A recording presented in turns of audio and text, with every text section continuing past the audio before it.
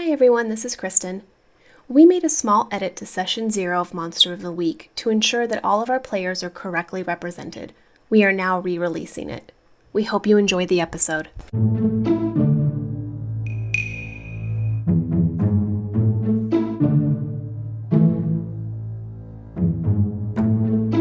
Hi everybody, welcome to PbtP, Powered by the Players. Powered by the Players is an actual play podcast featuring mini campaigns and one-shots of all your favorite PbtA games. Each campaign or one-shot will be a different Powered by the Apocalypse game with a rotating cast of diverse players. Let's power up! Hey friends, new game, new arc, new people. Let's get into it. We are playing Monster of the Week, which is by Michael Sands and Evil Hat Productions. Monster of the Week is about any of those medias where you and a ragtag group of heroes go around facing monsters every week, dealing with society and trying to be the heroes of the day. I have a new cast. It's a new game, so we are going to go around and introduce ourselves for this arc. All right, I'll start. My name is AJ. Hello. My pronouns are whatever you want them to be. Call me he, she, her, they. Just don't call me late for dinner. Am I right? My social media handles. That's my social media handles are at AJ_Gennaros. That's GANAROS on Twitter. And my Instagram is AJ_the_Slayer because I apparently have an underscore fetish. So that's where you can find me. You can also find me on my projects, such as Straight Off the Top of My Headlines, my news satire podcast that I do with my friend Aiden Kinsella. I am also on another actual play podcast called Shattered Worlds. And, oh God, there's a lot. I can't remember all of them.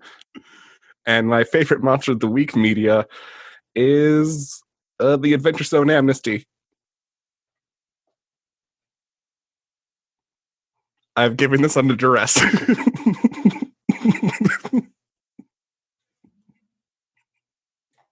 Hi, my name is Gemma. My pronouns are they, them. My social handles, Twitter, it's Kuponite, KUP0, KNIGHT. And on the Discords, it's Kuponite.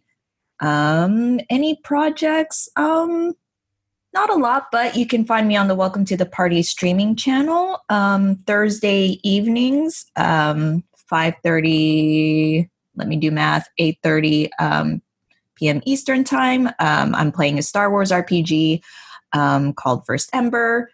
And that is it so far. I have upcoming streams, but they haven't happened yet. So, yeah.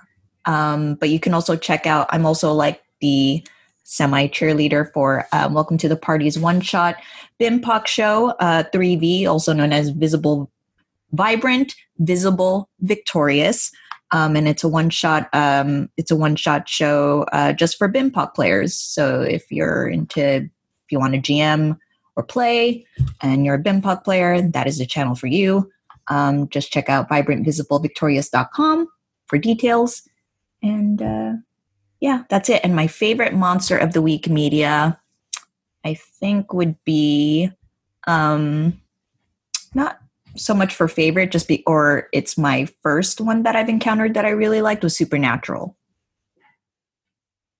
Hey, my name is Jess. I use they, them pronouns. You can find me on Twitter at Burst of Hope.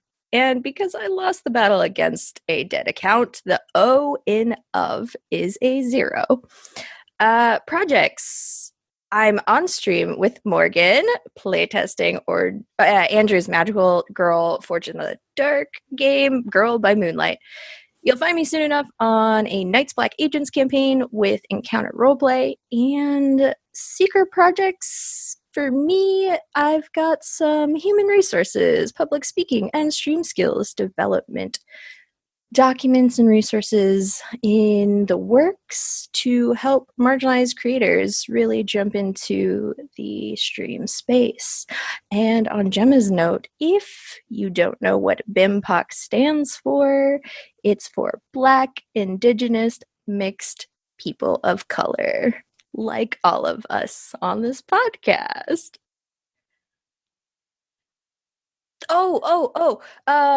Favorite Monster of the Week media. I love Buffy, but also Scooby-Doo. I'll make that argument.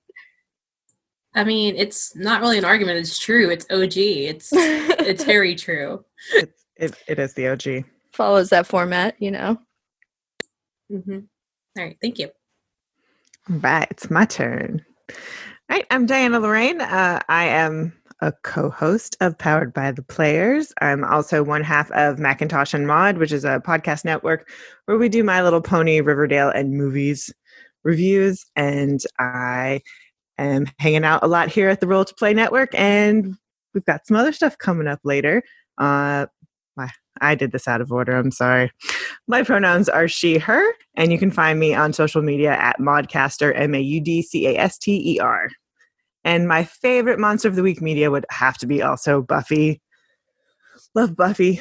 Buffy is just awesome and fun. Yes. Dramatic sigh. Yes. It's just, it's great. Hi, I'm Kristen. My pronouns are she, her. I am also a co-host of Powered by the Players. You can find me on Twitter at Kristen is no Jedi or at PbtA Players. Projects. Well, you can find me here at the Roll to Play Network. You can check out a bunch of our actual play shows or interview discussion shows. I am also one half of Dice Up Games, where my partner and I play, hack, and design games. You can check out more at Dice Up Games on Twitter or at diceupgames.com. And my favorite Monster of the Week media is probably Fringe or the Dresden Files. I forgot about Fringe. I love Fringe way more than Supernatural. Anyway, go on. I'll keep that in, Gemma. All right, and I will wrangle us in. I'm Morgan. I am your keeper for this wonderful arc that we're doing for PbtP. My pronouns are they, them, and she, her interchangeably. Social media handles, Serena Bezos, pretty much everywhere. Projects, I'm here, I'm there. I try not to be everywhere, but like here we are in my life. Anywho, Roleplay Network is my main home. You'll find me on Victor Kenshin Gaming. Andrew Gillis. Andrew Gillis's Girl by Moonlight playtest. And yeah, my favorite media, Monster of the Week media, definitely Fringe, for sure. Such a good show. And probably Alien as well, the Alien trilogy. Ooh, good. Yeah. Yeah. Now we are going to go through the process of character creation. Let's figure out who y'all are. So with the hunters, for the hunter playbooks, you'll each choose one playbook. We won't have duplicates just because we want everybody to have their own certain situation. There is 12 to choose from. We are only going strictly from what is offered in the book itself. So you have the Chosen, who is basically the chosen one, quote unquote. Think Buffy the Vampire Slayer.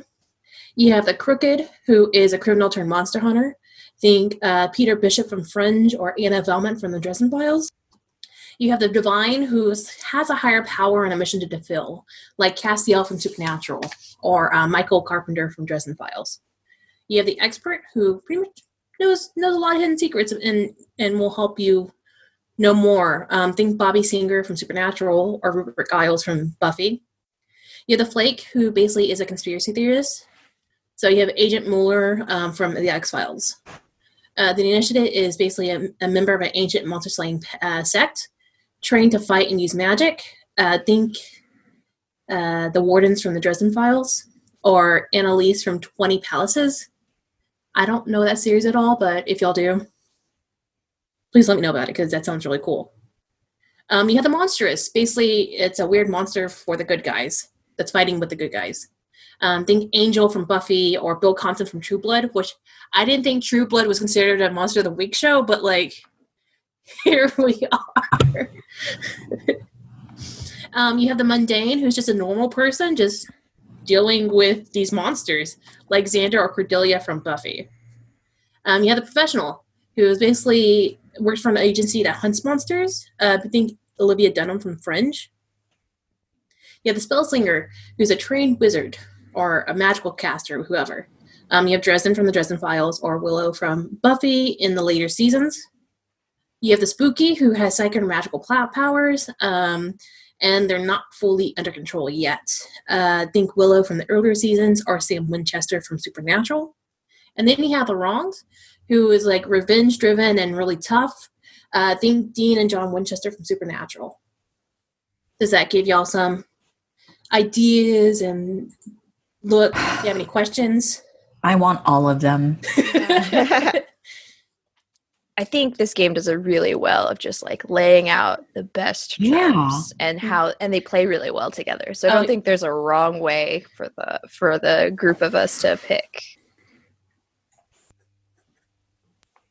So yeah, this is where we'll go around and just meet your characters, and then everybody can ask questions about who they is, and we'll just sort of get more understanding and development of it. So whoever would like to go first.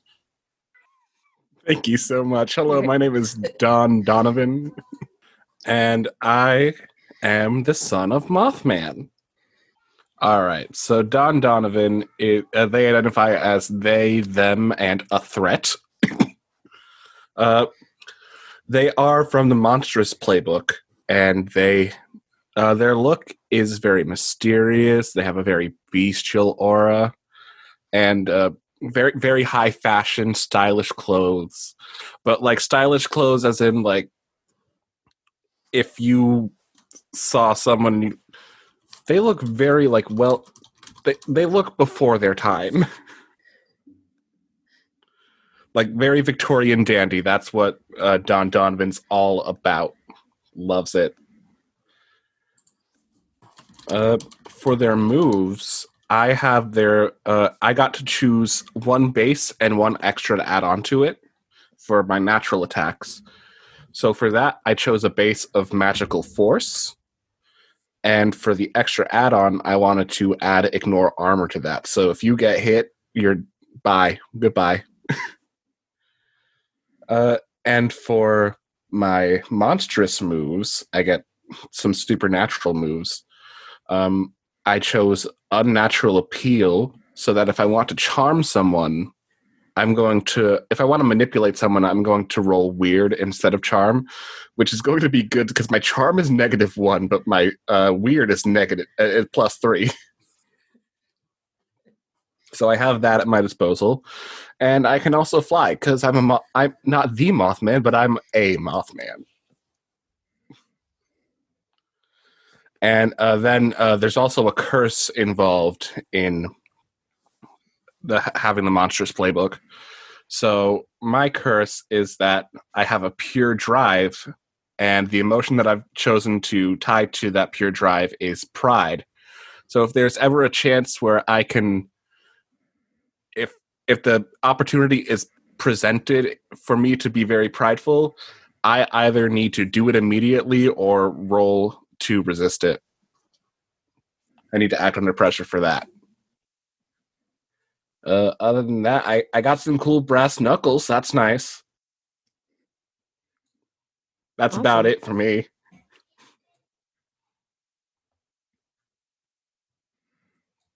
Is Dawn friendly? They're friendly enough.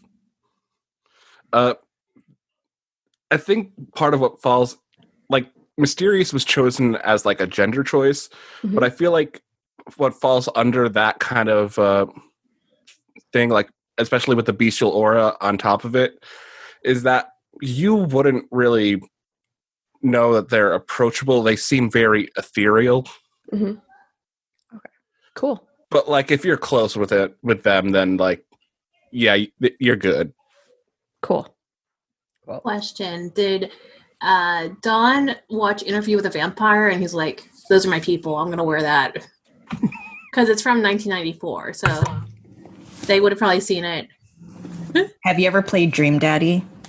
I have. How dare you call me out for cosplaying Damien Bloodmarch in this RPG game? You're welcome! Dream Daddy is amazing. It's such a good game. I don't think it was probably influenced by some media or other, and it very well could have been Interview with a Vampire. But obviously growing up, Don was different from every other kid, and that was explained very early on to him.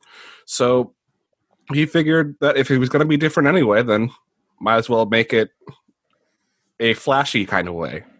If you're going to stand out, just stand all the way out. Yeah. I love it. Love it so much. And now you got to do your research and tell me, like, character clothes whenever we start. Like, let me know what you're wearing in each game. Yes. Oh my God, yes. Are you mm-hmm. You're like, I will. All right. Let's go. Any other questions for Donovan? No. And their beautiful, stylish ways. All right. Who's next, Gemma? Okay, so my character's name is Cameron. Last name TBD. Pronouns are they, them. Playing the Spell Slinger playbook. Their look is androgynous. I'm still going for like the pixie cut with with shaved head, probably one side, because that will always be my thing. Stylish. I was going for stylish clothes, like stylish as in what is considered stylish in the 90s. So like I definitely want like the chunky shoes, like plaid, like mix of tight and baggy clothing. And then sparkling eyes I chose. I kind of want them to be, my image right now is just like, I want them to be like this optimistic, kind of happy-go-lucky, but it's more of a facade trying to hide kind of like their story with their magic. Okay, for moves and techniques, so for Spell Slinger, there's a thing where I need tools in order to use magic, and I had to choose like 3 types. So the ones I chose were consumables, focus, but I don't know the plural, how to pronounce the plural.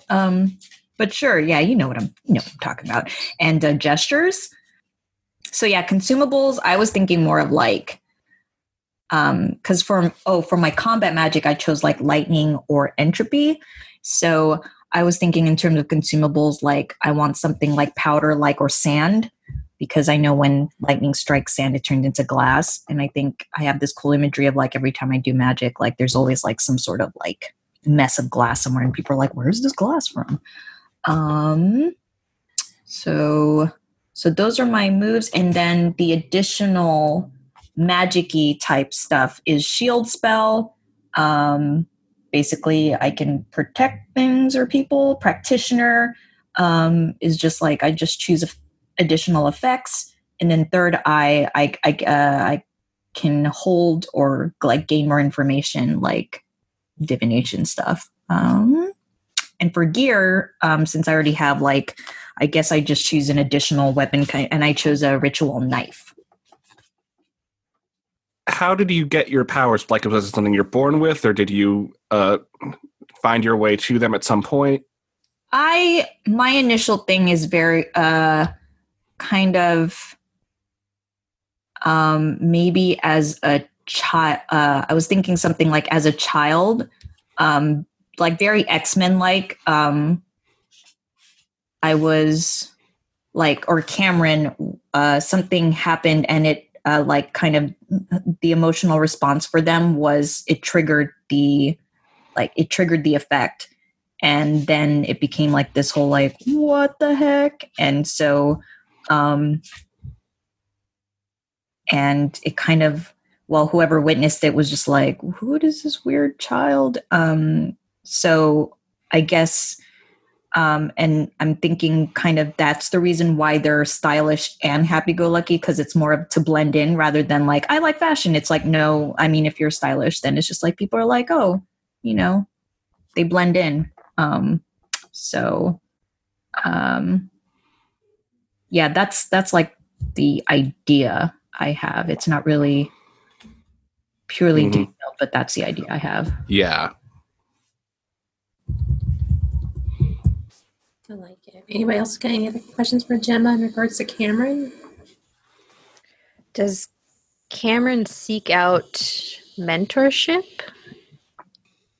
I think at this point in time, they don't really have one. It's more of like they've been kind of going at it on their own. Like, I feel like, I mean, with something with lightning, I have this feeling they're not at the top of their game. They're just like, they can't control it and they're kind of afraid of it, like afraid of the power they wield. So it's more of like, I didn't know there were people who know about this thing. And I think they would be definitely open to it, because right now they kind of just feel like it's just me. All right. Jess? Yes. Okay. So I'm going to play, because I had to pick a name in the beginning and I'm not ready, but I'm going to play a person named Talon, who also uses they, them pronouns. They're the initiate. For looks, I haven't super fleshed it out, but there'll be a Pinterest board inbound. But they're going to be more reserved in all their looks. So like they're very concealed, and their clothes are particularly stylish or matching. Pretty baggy. But under all that, there is a very tattooed body. And move-wise, I picked ancient fighting arts. So when I use an old-fashioned weapon, I inflict +1 harm. +1 when you roll to protect someone. I have a quick question. Yeah.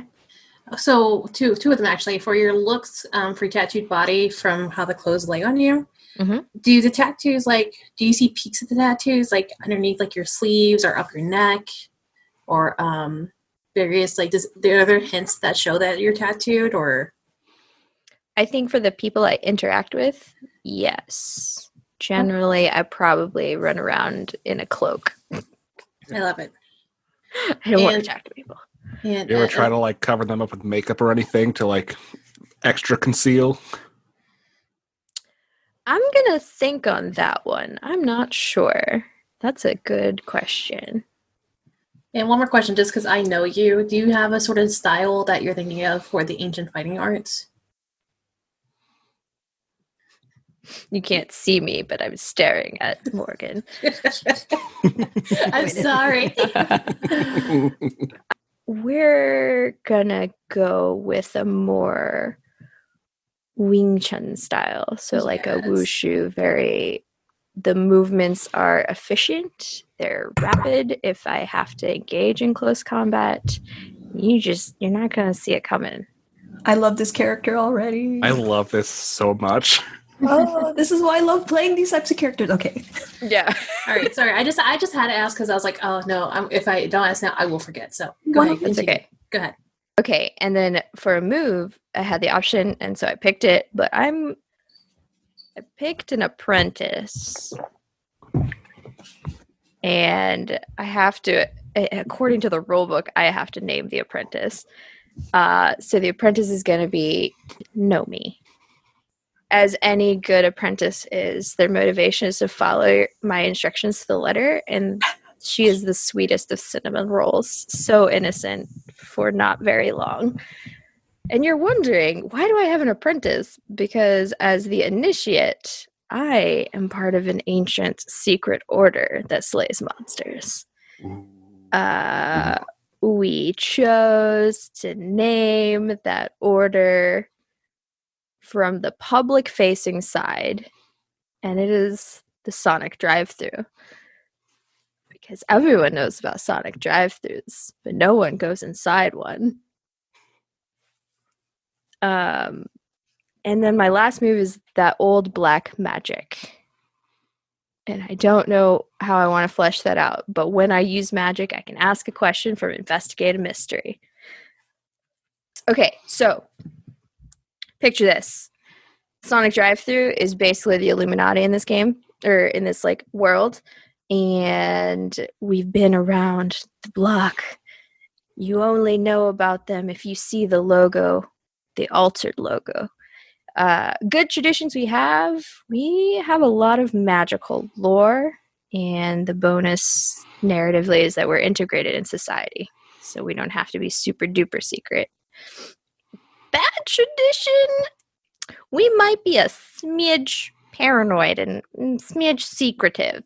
We might always think everyone's up to something monstrous.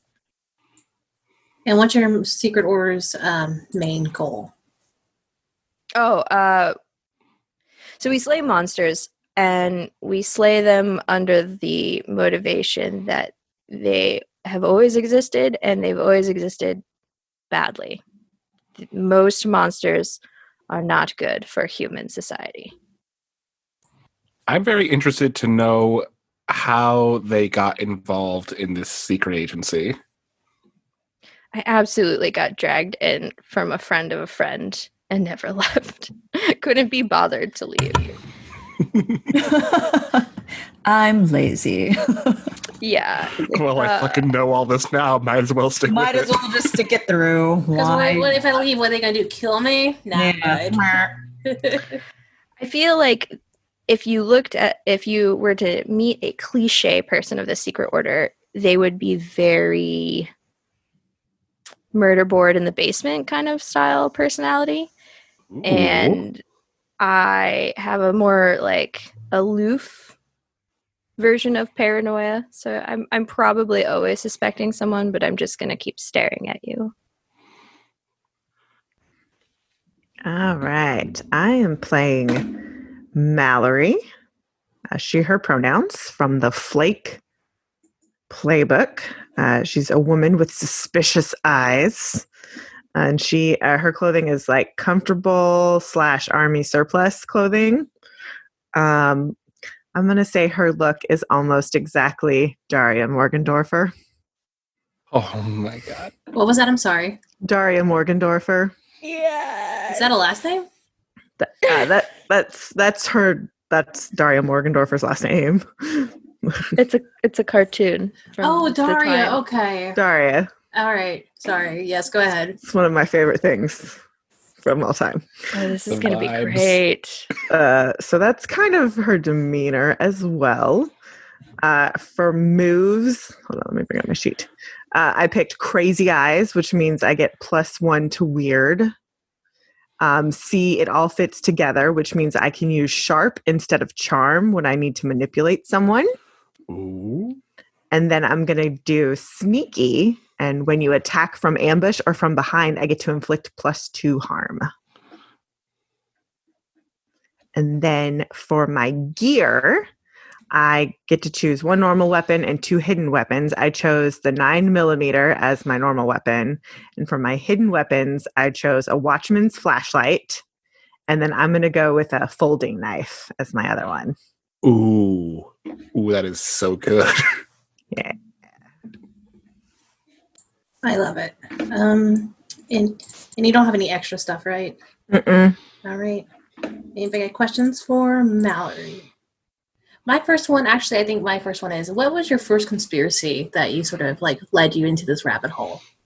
Why are there what's with all the glass everywhere? Like, I don't understand. And I'm thinking that started when I was probably a little bit younger. But like, there'd just be random pieces of glass, but no broken windows in places. And it didn't add up. So I had to start coming up with theories. Yes. So that, and Something. I think there's some conspiracy with all of the hallucinations all over the place. Then why does our town have 5-6 hallucination coffee shops? and like a 5-mile radius. This makes no sense. This doesn't make any sense to me. I like this all very much. It means that Mallory and Cameron have had some maybe star-crossed crossovers at some points in their lives. Sure. Do you have an age range in mind For Mallory? for Mallory? I'm thinking like late teen.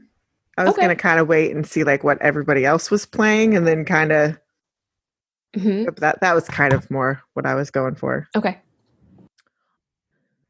I am playing Isabella, she, her pronouns. Isabella is from the professional playbook. Her look is, she has a determined face. And she also wears very tailored suits, which will make more sense in a few minutes.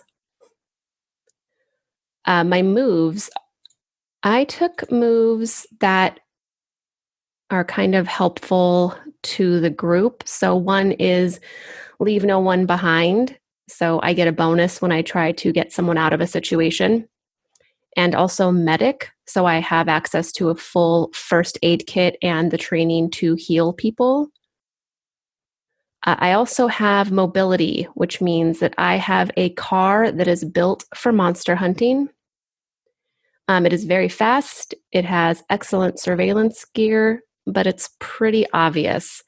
I'm thinking it probably has either the agency symbol on it, which I'll get to the agency in a minute, or it has like a picture of a monster with a big circle and a line through it.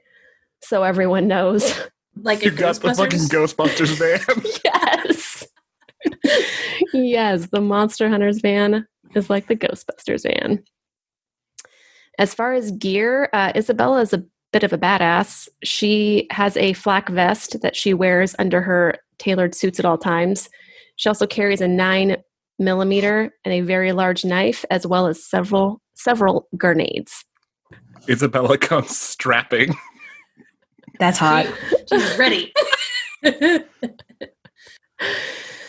Yeah, so Isabella is part of and has been probably her whole life. I think Isabella's mom was part of the agency, her grandma was part of the agency. So good things about this agency. One, we have a lot of weird tech gadgets. So probably think any montage scene from like a James Bond movie where you get to go into a back room and they open up walls and there's all kinds of cool watches that fire torpedoes. We also have offices all over the place that are usually inside or behind of a hallucinations coffee shop. Those of you who listen to our Masks campaign will be familiar with hallucinations coffee shops. The bad thing about the agency, well, they give really cryptic missions. So like a lot of big organizations, their communication's not so good. So I'm not always sure what I'm supposed to do. And that's okay. I'll wing it. And there's also a lot of rivalry. The Seattle office sucks. It's all about our town's office. We don't have a town name yet. Yeah. I love it. Isabella. Kristen, I'm impressed with your ability to continually make a character that will be best friends with my character. And your agency goal, what is that again? Oh, our agency goal lines up with the goal of the Secret Order, which is pretty cool, and that is to destroy monsters. Has Isabella ever thought of leaving the agency? No. Isabella's whole family has been in the agency. This is what you do. You mentioned the matriarchal side of the family. Mhm. Is this a femme agency? Yes. Cool. So I like that. like Charlie's Angels. Mm-hmm. Love Except it. no head Charlie at the top. It's a Charlene or It's a Charlene. Mhm. Charlize. Charlize. Charlie can be lady. Oh, Charlie is That's true. Charlie. It is a Lady. gender-neutral name. That's I true. forgot about that. Yeah. Because it's So, do you have an idea for your car? Because I'm automatically thinking an Impala, but Or Yeah. or the Scooby-Doo van. Mystery Machine. Machine. No, I think I need to come up with that. I like the Impala. That's cool. I see you, Supernatural. What's up?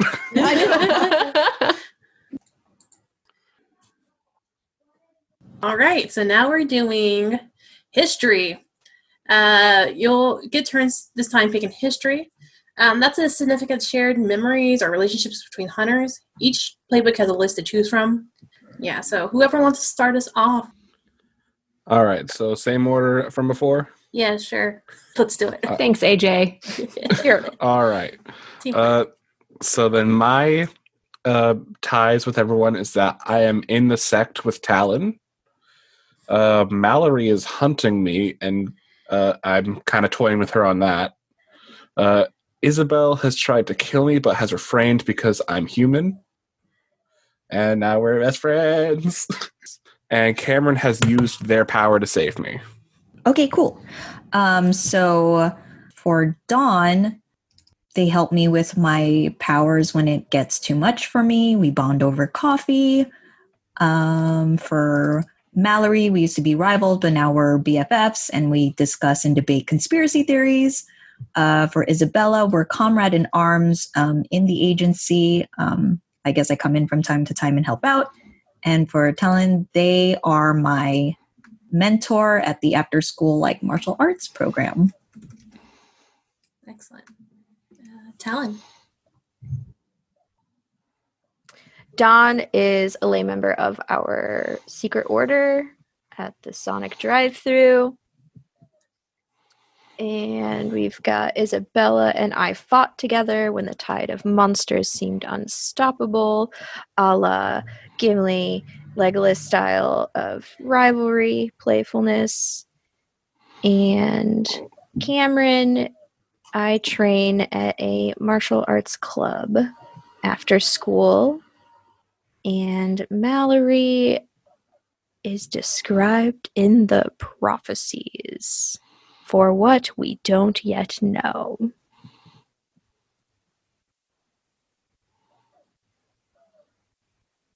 Nice. Diana? All right. I know Dawn through the cryptozoology and conspiracy websites, and I am hunting them, but they're being shifty. I'm old friends with Cameron, and we met through a long chain of coincidences, and now we enjoy discussing conspiracy theories. Talon, I'm keeping an eye on them, and I know that they are somehow tied to all of this crazy Sonic drive-thru nonsense. And Isabella is my older sister. All right. Isabella, take us home. Cool. Yes.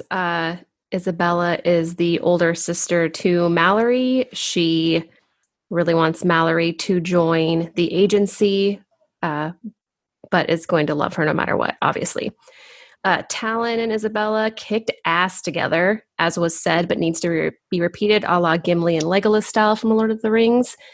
We worked on that mission together unofficially, but it was very successful. Isabella was sent to deal with Dawn by the agency, but during the battle or fight, realized that Dawn was part human and chose not to destroy them because Isabella doesn't kill humans.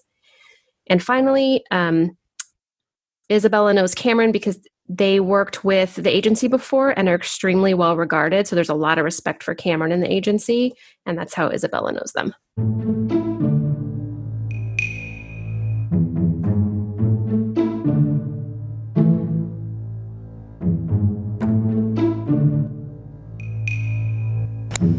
And that's it for this week's episode of Monster of the Week.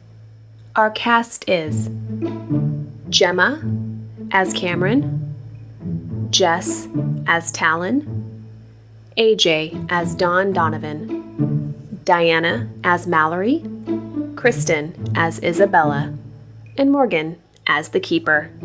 Join us next week for another great episode.